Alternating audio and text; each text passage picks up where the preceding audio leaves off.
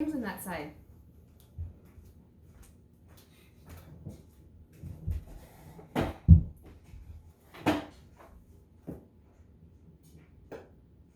Hello! Welcome back to another video, because apparently this is what we do now.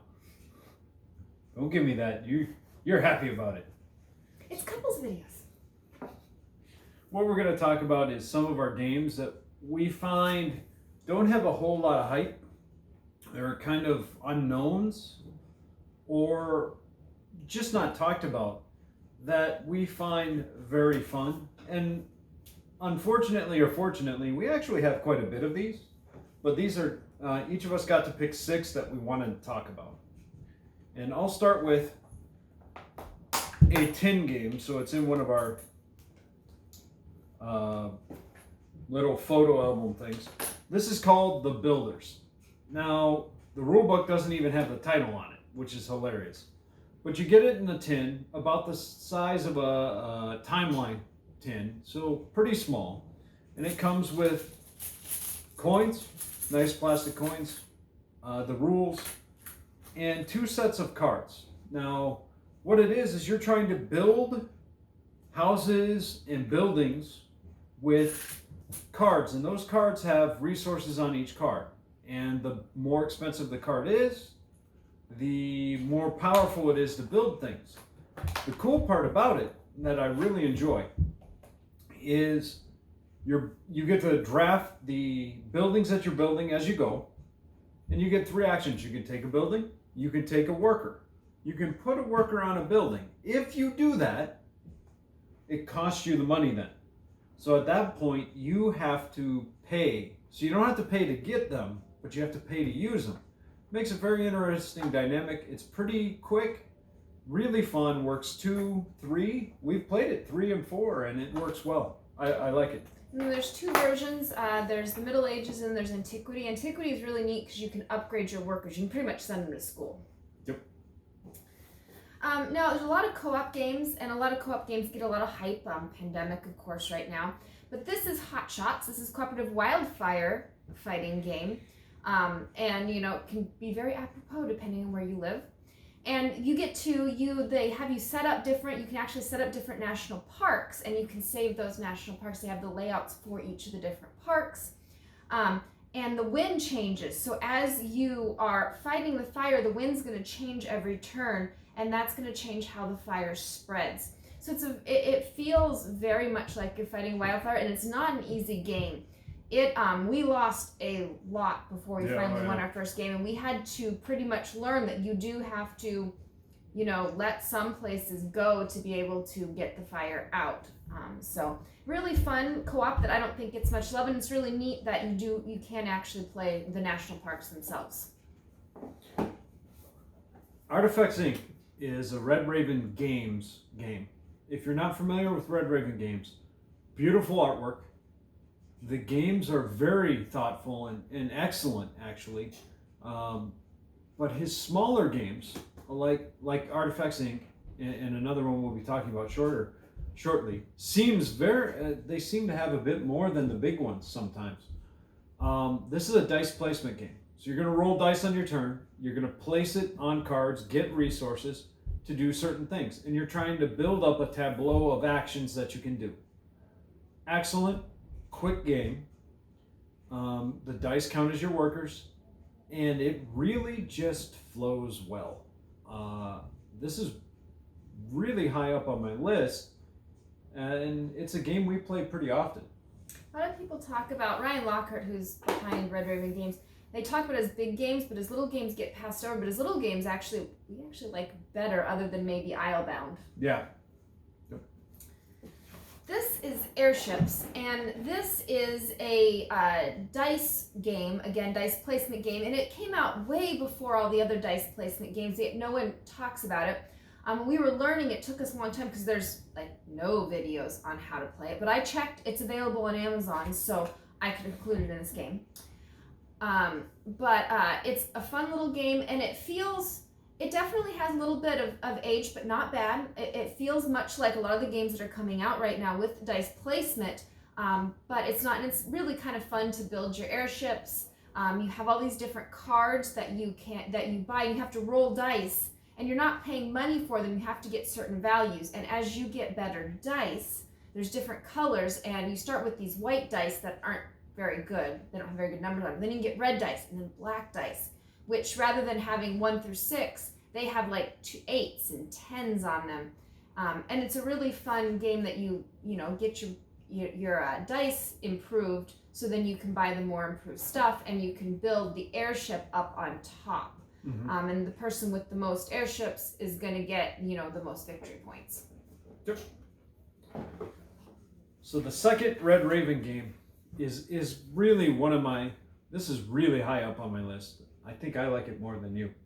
It's kind of an area control game, and the orientation of where you can put tokens is based on the cards that you have and the actions that you play. If you fill a card, so each card has terrain, beautiful pictures, an indication about what placements options it has when you get the card.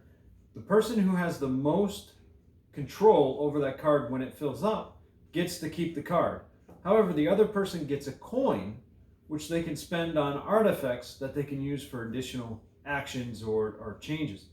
Really great game. Quick, fun, has a bit of strategy though. So I like it a lot. Well, and as you get the new cards, they add to your tableau, and they come in face up. And you can't reset all your cards until you've gone through them all unless you pay. So When you get a new one, it actually puts off that reset farther, which sometimes isn't necessarily what you want.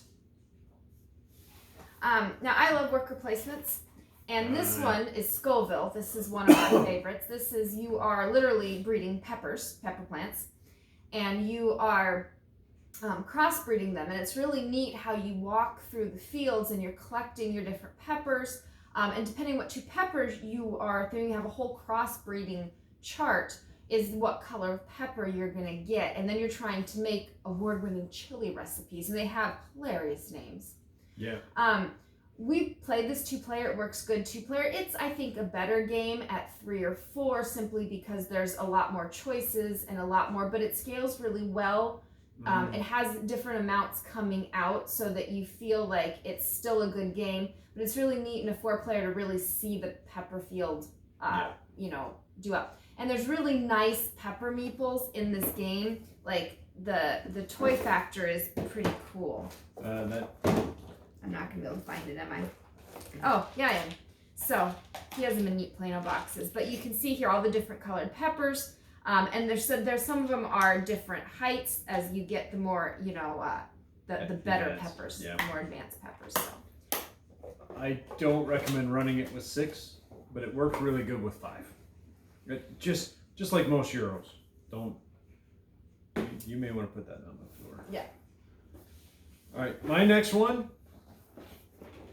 is Compounded. Now, Compounded was a game. It's actually older. I think it's 2000. I know I played it back in Ohio. It was so at least 6-7 years. What it is you are attempting to get elements to create compounds, and they're actual molecules. And as you get these molecules, so you complete them, of course they're worth points, but also you start moving up your abilities in certain areas depending on the compound. One of the aspects of this one is it's a random draw of the elements out of a bag.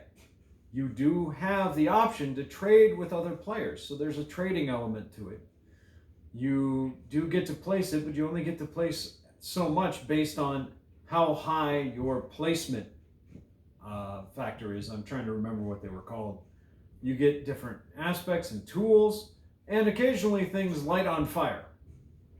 When things light on fire, you can lose some elements and things explode and the elements scatter. You can also put the elements in a fire extinguisher. I mean, this one, it has a lot of strategy, but it's a lot of fun. There's a lot. It's not complicated. It's just a fun, thinky game. Yeah. You agree? Yes, I do. Excellent. Okay, so So this is Cryptozoic put out a lot of really simple, straightforward deck builders. If you want a starting deck builder, they're not always the most thematic. They did one on DC, and a lot of the criticisms with it was simply that, you know, well, you get a villain you put in your deck and it makes no sense. This one, though, has that same streamline mechanic, but it makes complete sense. You're literally taking shots on goal, and you have attackers and you have defenders. And so, like, your defenders, when your opponent takes a shot on goal, you can put your defenders out and raise the goalie level to make it harder for them to get that. And your attackers will do stuff so that when you're taking a shot on goal, they give you special abilities that only come into play when you take that shot on goal. And you have to make a decision each turn. Am I taking a shot on goal or am I buying cards? And so it's a very, it requires a little bit of strategy, but it's still a really baseline. There's no complicated, okay, I have this many points, I can buy this many stuff. And there's no buys like in Dominion. But it is that always decision. And it feels very thematic because you're always, you know, the defenders make sense how they work, the attackers make sense, the goalies, and you don't put the goalies in your deck, they go off to the side, and that's your points on who's going to win. My next one became my favorite game this past year, possibly because we finally found the expansion. You can get the game Automobiles pretty readily. The expansion's harder to find because they put it in a 3-pack, but the Automobiles is a bag building game. So you're putting cubes into a bag and drawing them out. And you have, what is it? 8 options. Different gearing. And so when you draw out a gray cube, you can move one spot on the gray track. White cubes, move one spot on the white track. But the gearing goes up. The higher the gear, the farther that particular spot is. The kicker is, if you start or keep going the higher gears, you get wear. I lost my first game of this because I didn't get rid of the wear, and there are plenty of ways to get rid of it, but you got to do it. I pushed my luck, and woo, that did not. Handful of brown cubes. Yep, I drew all wear and sat there for a turn, got rid of all the wear, and watched everybody else pass by me. So it is a race game, and it definitely is a race game, and it feels like it. It's not too long. There's a lot more strategy than people give it credit for, and I just like the bag building aspect of it as well. So, Automobiles.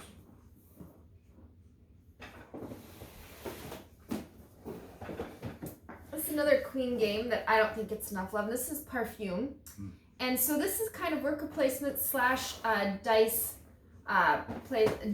in that you have so many actions each turn, and you are trying to get enough, you know, dice of different colors to roll to create perfumes.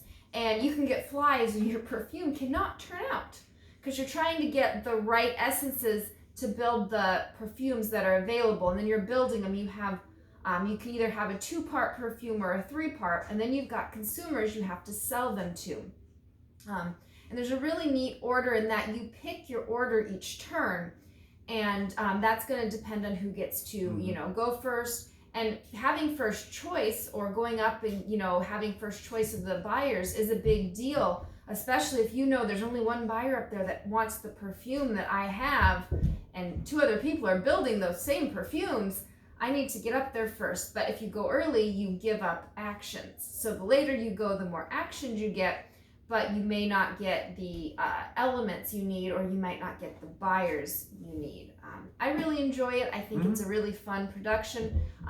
The unique dice are really cool, and there's different probabilities in each of the dice, so some are harder to make than others because some have more flies than others do. So it's a really neat game. I think a lot of fun, and I like the different theme. If you're hearing thumping, it's because the children are above us. So, okay. Now, I thought about some of the heavier games, some of the other games that we had. And this is, you can actually see the wear on the box. The corners are beat up. This is Star Wars Risk. Now, not the original Star Wars Risk. This is the one that came out, I want to say 4 years ago, this Star Wars Risk with this cover or the Black Edition is not Risk. That's an important disclaimer. It's the Battle of Endor. So you have a large board that is the shape of a TIE fighter. In the center, you have all the TIE fighters and then the Rebel fleet trying to blow up the Death Star. On one side of the board, you have the shield generator. And you have to get, the Rebels have to blow up the shield generator. So they got to spend actions and dice to move that up. On the other side, you've got Vader and Luke fighting.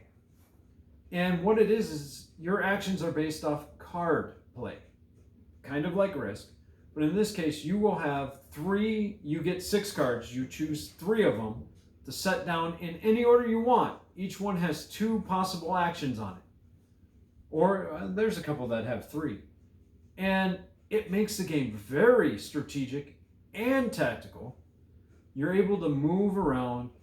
And I think my favorite mechanic is when you either clear a section on the side or you defeat certain enemies, you take a top deck, draw cards, put them on the bottom.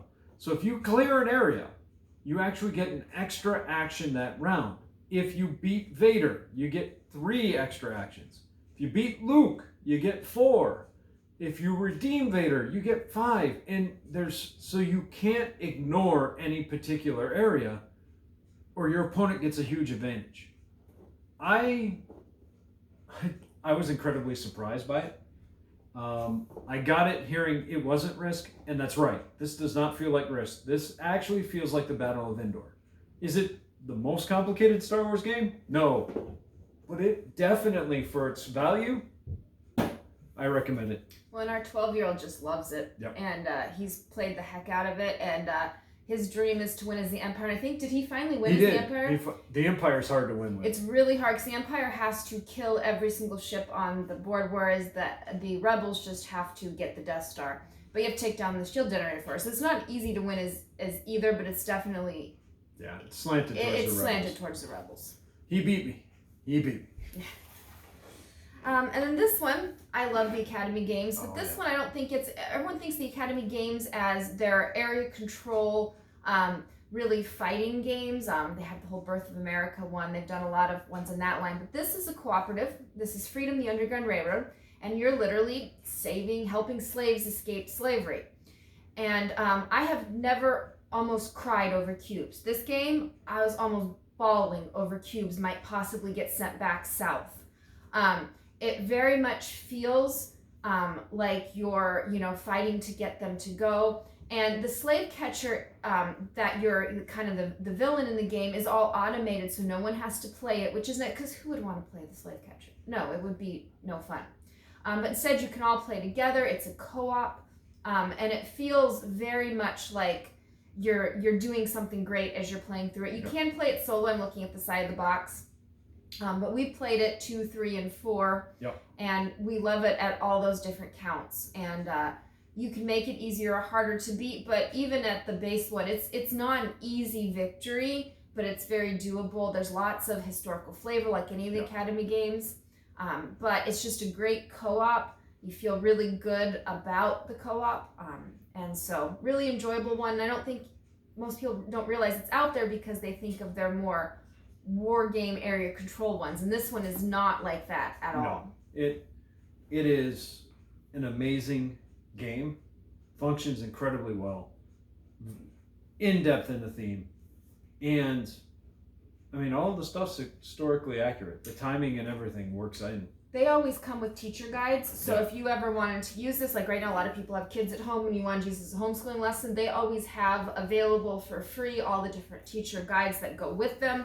So you could totally turn this into a lesson with no problem. Really, all their Academy games all come with that, and they're really good about providing that flavor text. Yep. So those are our hidden gem games. Some of you may have known about it. It's like, I knew about it. That's not hidden. But I think a lot of these were hidden gems. So, all right. Thanks a lot. Thanks.